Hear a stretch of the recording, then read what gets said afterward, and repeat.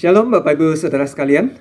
Hari ini kita kembali akan merenungkan satu bagian firman Tuhan yang terambil dari Yohanes pasal yang ke-11 ayat 45 sampai yang ke-53 yang saya beri tema Allah yang pegang kendali. Bapak Ibu Saudara, kebangkitan Lazarus itu adalah sebuah kejadian yang menggemparkan pada waktu itu. Bagaimana tidak? Seorang yang sudah 4 hari meninggal dan terbaring di dalam kubur dibangkitkan dari kematian. Bahkan sangat banyak saksi yang melihat langsung akan kejadian tersebut. Nah, saking gemparnya kejadian ini sampai-sampai dilakukan sebuah sidang mahkamah agama, di mana dalam tradisi atau dalam kehidupan orang-orang Yahudi, ini adalah badan yang tertinggi. Nah, di dalam sidang itu ada orang-orang Farisi dan imam-imam kepala yang mereka berdiskusi bagaimana mereka harus bertindak. Karena orang yang bernama Yesus ini sudah melakukan banyak mukjizat. Nah, kekhawatiran dari imam kepala ini tentu cukup beralasan. Karena mereka waktu itu masih berada di bawah pemerintahan penjajahan Romawi. Dan mereka sangat khawatir bagaimana kalau kejadian ini membuat pemerintahan Romawi kemudian mengambil sebuah tindakan dan mengambil alih seluruh kegiatan agama mereka, termasuk Bait Allah yang merupakan kebanggaan mereka.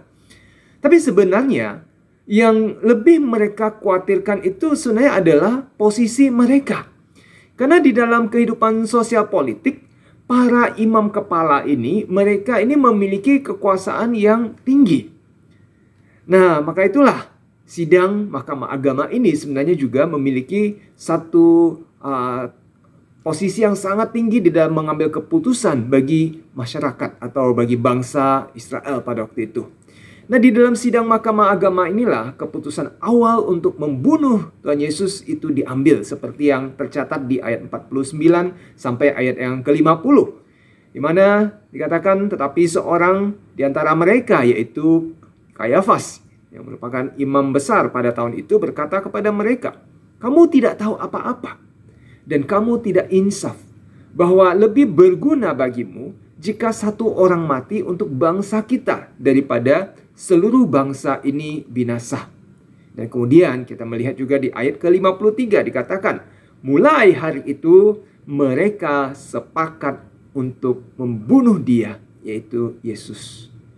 Tetapi uniknya, Yohanes melihat kondisi ini dengan sudut pandang yang berbeda.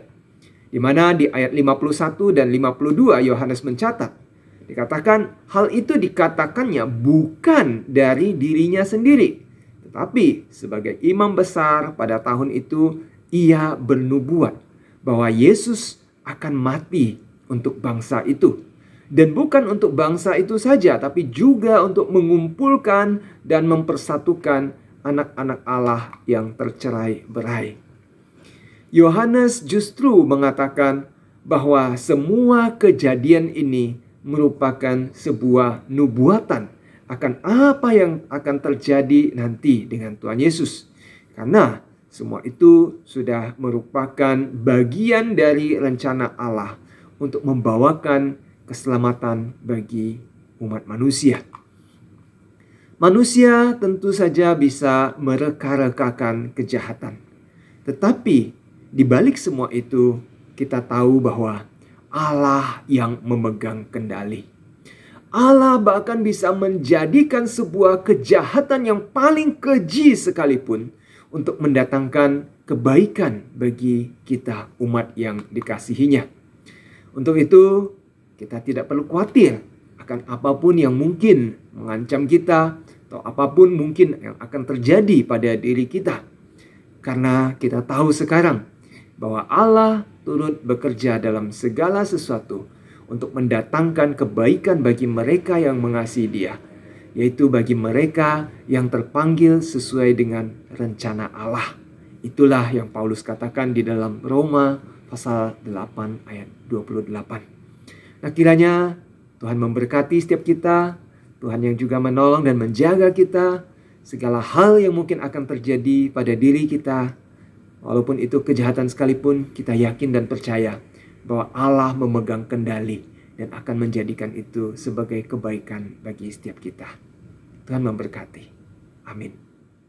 Tuhan Allah semesta, siapakah seperti Engkau?